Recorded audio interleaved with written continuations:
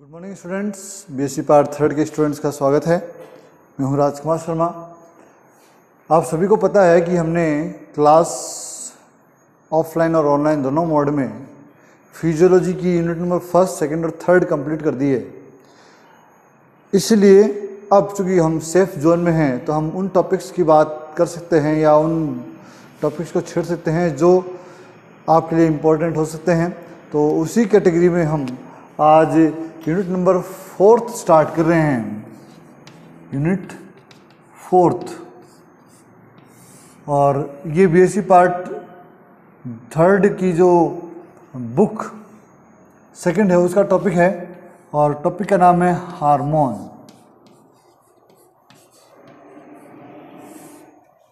Hormone हमेशा पौधे की वृद्धि को किसी न किसी रूप में प्रभावित जरूर करते हैं। उनका कुछ न कुछ रोल अवश्य होता है। तो क्या रोल होता है, उसी के बेसिस पर हम इनको दो कैटेगरी में बांट सकते हैं। एक तो होते हैं वृद्धि कारक और दूसरे होते हैं वृद्धि निरोधक।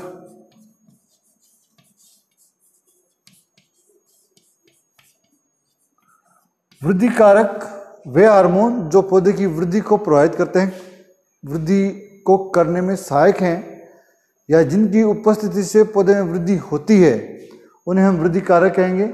और वृद्धि निरोधक नाम से पता लग रहा है, ऐसे हार्मोन जिनकी उपस्थिति या जिनके होने से पौधे की वृद्धि पर नकारात्मक प्रभाव पड़ता है, उसे हम वृद्धि निरोधक हार्मोन कहते हैं।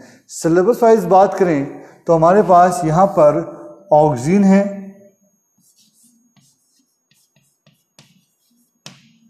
हमारे पास यहाँ पर जिब्रेलिन है, हमारे पास यहाँ साइटोकाइनिन है और एथिलीन है। कुछ साइंटिस्ट एथिलीन को इस कैटेगरी में नहीं डालते हैं, वो इसे निरोधक की कैटेगरी में डालते हैं, क्योंकि एथिलीन जो है वो परिपक्वन हार्मोन भी है और विल्गन को जीर्णता को भी प्रमोट करता है कहीं ना कहीं। लेकिन फिर भी सिलेबस वाइज यहाँ पर हम इसको वृद्धि कारक में डालेंगे, और ये है एब्सिसिक एसिड जो कि किसी भी पौधे की वृद्धि को कम करता है, उसके अंदर कुछ नेगेटिव प्रभाव डालता है, जैसे कि पत्तियों का झड़ना, टहनियों का टूट जाना या फिर फलों का पौधे से झड़ जाना। इस कैटेगरी में हम सबसे पहले जो बिंदु लेने वाले हैं वो है ऑक्सिन। हम शुरुआत करेंगे ऑक्सिन से, इट मीन्स वृद्धि कारकों से, और उस वृद्धि कारकों में सबसे इम्पोर्टेंट जो कैटेगरी है ऑक्सिन है।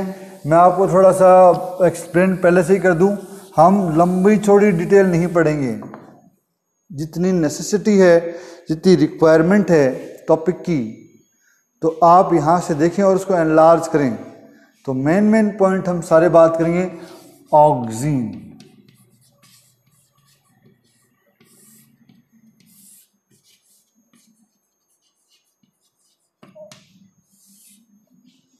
ऑक्सिन पहला ऐसा हार्मोन जिसको हमने वृद्धि कारक हार्मोन के रूप में डाला है। इसके बारे में सर्वप्रथम चार्ल्स डार्विन और फ्रांसिस डार्विन, सबसे पहले इसके बारे में Charles Darwin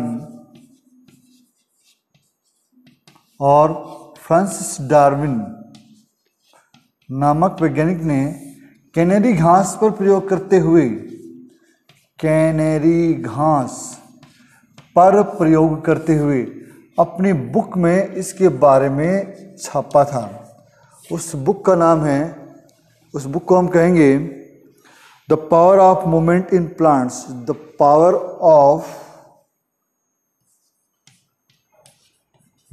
of movement in plant. इस बुक में इन्होंने इसके बारे में सबसे पहले हमें बताया था। तो चार्ल्स डार्विन को ये श्रेय हम दे सकते हैं। डार्विन के अनुसार जब किसी पौधे की प्लूम्यूल को परांकुर को प्रकाश मिलता है, जैसे सपोज दैट कि ये कोई पौधा है, कैनरी घास पर इन्होंने प्रयोग किया, तो इसका जो प्लूम्यूल है, परांकुर है, उसको जब हम एक ओर से प्रकाश देंगे लाइट, तो हम देखते हैं कि कुछ समय बाद प्रकाश की ओर मुड़ जाता है। तो इसके मुड़ने का जो कारण है वो कोई एक विशेष प्रकार का रसायन है, ये एक्चुअल में प्रकाश अनुवर्तन है। और इन्होंने बताया कि शीर्ष भाग में कोई एक ऐसा पदार्थ बनता है जो इस वृद्धि को कंट्रोल करता है। बाद में बायसन और जेन्सन ने भी इसके बारे में अनेक प्रयोग किए। इन प्रयोगों को हम यहाँ पर समझने का प्रयास करते हैं। तो फंडामेंटली आप एक बात समझिए, ऑक्सीजन शीर्ष में बनने वाला एक पदार्थ है जो कि पौधे की वृद्धि को प्रभावित करता है।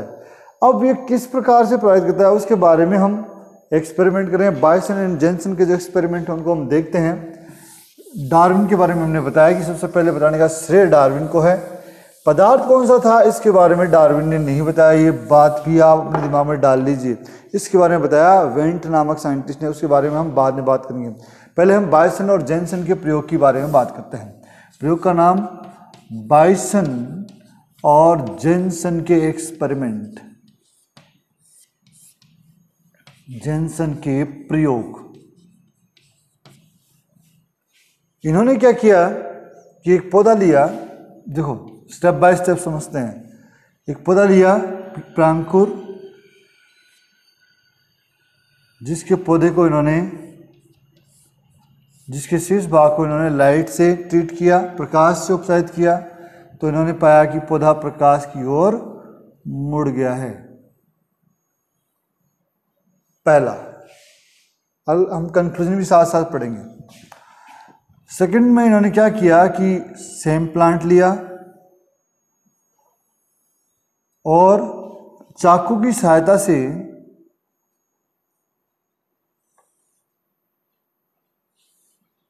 सेम प्लांट लिया और चाकू की सहायता से इसके शीर्ष भाग को काट दिया।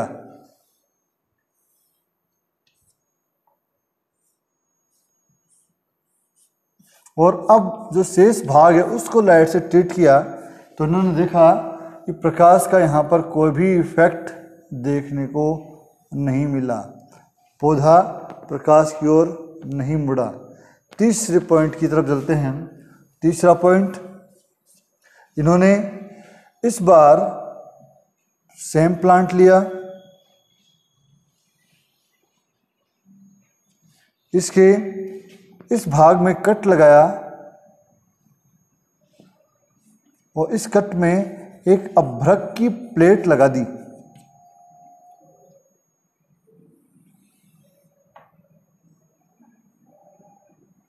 ये अभ्रक की प्लेट फंसा दी।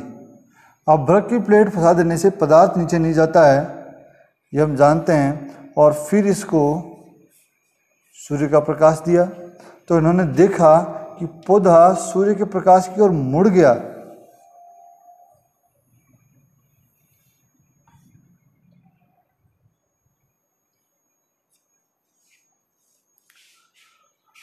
फाइनली चौथे एक्सपेरिमेंट में आएंगे हम। इस बार इन्होंने शीर्ष लिया है और पौधे के इस भाग में अभ्रक की प्लेट लगा दी।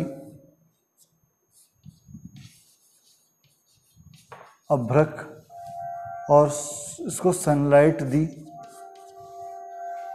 तो इन्होंने देखा कि पौधा सूर्य की ओर मुड़ गया। अब हम इन सभी एक्सपेरिमेंट के कंक्लूजन को देखते हैं कि क्या क्या है। देखो, आप सिंपल सा एक बात समझे कि जैसे मान लो हाथ है, लाइट यहाँ गिरेगी तो पीछे की ओर अंधकार रहेगा, तो मतलब ये तो तय है कि आधा भाग प्रकाश में है और आधा भाग अंधकार में है। अंधकार का मतलब अंधेरे से नहीं है, ऐसा भाग जिसमें प्रकाश नहीं जा रहा, उस भाग से हमारा मतलब है। तो आप देखें, पहले में जब इन्होंने पौधे के एक स्वस्थ भाग को लाइट से ट्रीट किया तो पौधा प्रकाश की ओर मुड़ गया, उसने प्रकाशानुवर्तन दर्शाया। इसका मतलब ये तय है कि कोई पदार्थ यहाँ बना होगा और यहाँ की कोशिकाओं ने वृद्धि की होगी कि वो प्रकाश की ओर मुड़ रहा है, तो यहाँ एनलार्जमेंट हुआ होगा जिसकी वजह से वो प्रकाश की ओर गया होगा। अगर दोनों ओर वृद्धि होती तो सीधा जाता, या यहाँ वृद्धि होती तो उल्टा मुड़ता, लेकिन वृद्धि मुड़ प्रकाश की ओर रहा है तो मतलब यहाँ पर वृद्धि हो रही है। पहला। सेकंड में इन्होंने शीर्ष भाग को काटा और फिर प्रकाश से उपचारित किया तो देखा कि कोई प्रभाव ही नहीं पड़ा। इसका मतलब कि बनने वाला पदार्थ शीर्ष में ही बनता है, कहीं नहीं बनता है। अगर शीर्ष ही नहीं है तो पौधे की वृद्धि भी नहीं होगी। तो कंफर्म हो गया कि बनने वाला पदार्थ कहाँ बनता है, शीर्ष भाग में बनता है। आपको ये ध्यान देना है। तीसरे में इन्होंने देखा कि प्रकाशित क्षेत्र की ओर इन्होंने अभ्रक की प्लेट लगा दी। तो यहाँ पर कोई भी पदार्थ अगर बनता है तो नीचे नहीं जा सकता, क्योंकि अभ्रक की प्लेट जो है वो पारगम्य नहीं है, तो नीचे नहीं जा सकता। लेकिन फिर भी पौधा प्रकाश की ओर मुड़ गया। इसका मतलब पदार्थ यहाँ बना, तो यहाँ से तो जा नहीं सकता, तो यहाँ से गया। इट मीन्स बनने वाला पदार्थ अप्रकाशित क्षेत्र की ओर, नीचे की ओर वृद्धि करता है, नीचे की ओर जाता है। इसका मतलब उसका प्रकाशीय क्षेत्र की ओर से संबंध नहीं है, वो बनता शीर्ष भाग में है और अप्रकाशीय भाग से नीचे की ओर पहुंचता है। फाइनली इसका प्रमाण हमें यहाँ देखने को मिलता है। सो ये डायग्राम मैंने गलत बना दिया। यहाँ देखने को मिलता है, यहाँ पर जब ये प्रकाश दिया गया तो यहाँ ये सीधा ही रहा। ये बाय मिस्टेक डायग्राम गलत बना दिया, सीधा ही रहा। इसका मतलब यहाँ पदार्थ जो बना वो अभ्रक की प्लेट की वजह से नीचे नहीं आ पाया, और यहाँ पर बना यहाँ इधर से आता ही नहीं हो तो इधर से गया। तो इसका मतलब 3-4 चीज़ें क्लियर है। बनने वाला पदार्थ शीर्ष से बनता है, बनने वाला पदार्थ शीर्ष से बनने के बाद अप्रकाशित क्षेत्र से नीचे की ओर पहुंचता है, और अगर किसी पौधे को हम उस शीर्ष भाग में बनने वाले पदार्थ से उपचारित करें तो सेम सिम्टम वो यहाँ दर्शाता है, जो कि सामान्य एक्सपेरिमेंट में देखने को मिलता है। कैसे समझो, लास्ट लाइन को समझो जो मैंने अभी बोली है। मान लेते हैं कि ये एक पौधा है, इसके शीर्ष भाग को हमने काट लिया है और इसे अगर के एक ब्लॉक पर रख दिया है, अगर के एक ब्लॉक पर रख दिया है। ठीक है, और इस अगर के ब्लॉक पर उस कटे हुए भाग पर रख दिया, ये, और फिर इसको लाइट से उपचारित किया तो पौधे ने सूर्य की ओर मूवमेंट दर्शाई। तो इसका मतलब ये निकलता है, कंक्लूजन ये निकलता है कि पौधे के शीर्ष भाग में बनने वाला पदार्थ पौधे की वृद्धि में सहायक है। चाहे वो किसी भी मेथड से नीचे पहुंचे, वो पौधे की वृद्धि को प्रमोट करता है। इट मीन्स ऑक्सीन के बारे में बॉयसन एंड जेनसन ने जेई पर जो प्रयोग किए, उस आधार पर इन्होंने बताया कि बनने वाला जो पदार्थ है वो शीर्ष से बनता है और पौधे के अप्रकाशित क्षेत्र की ओर वृद्धि करता है। यदि इससे बने हुए पदार्थ को, या ये कहेंगे शीर्ष भाग में बने हुए पदार्थ को, यदि हम किसी भी वे में पौधे के ऊपर छिड़क दें, जैसे कि यहाँ छिड़का हुआ है, तो वो पौधे की वृद्धि को प्रमोट करेगा, सहायता करेगा। ये है बॉयसन एंड जेनसन का प्रयोग। अब हम बात करते हैं एफ.डब्ल्यू. वेंट के बारे में। नेक्स्ट साइंटिस्ट है एफ.डब्ल्यू. वेंट।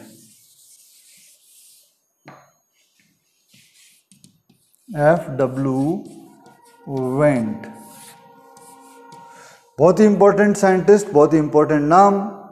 ऑक्सीजन के जो खोजकर्ता हैं, खोजकर्ता, वो इन्हीं को कहा जाता है। ऑक्सीजन के खोजकर्ता का जो श्रेय है वो इन्हीं को जाता है। एफ.डब्ल्यू. वेंट ने ऑक्सीजन की खोज की और इन्होंने इस पदार्थ को सर्वप्रथम अगार अगार में सेपरेट किया और इसे एक ऑक्सीजन नाम दिया।